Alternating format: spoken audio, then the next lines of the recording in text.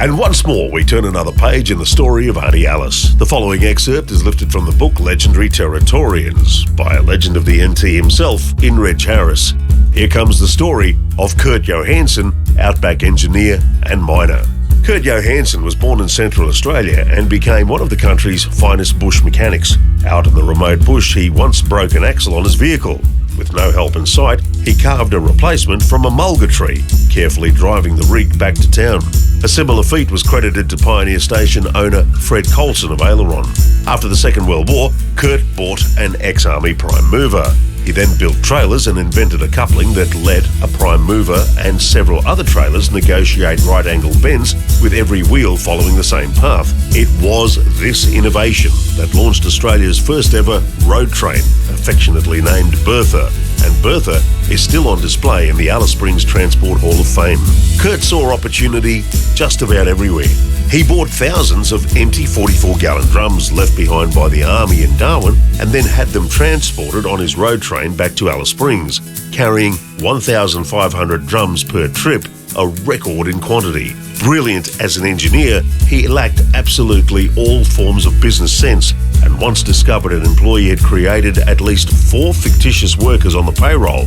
Kurt fired the man, but neither prosecuted nor demanded restitution. A copper mine north of Alice Springs went into production and Kurt held the lease to transport the ore.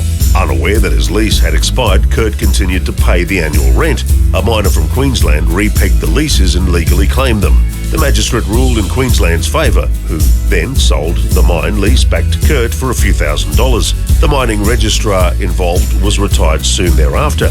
As a testament to Kurt's forgiving nature, the same ex-registrar was later invited as a guest to the launch of his book, A Son of the Red Centre. Kurt's trust in others would sometimes lead to chaos.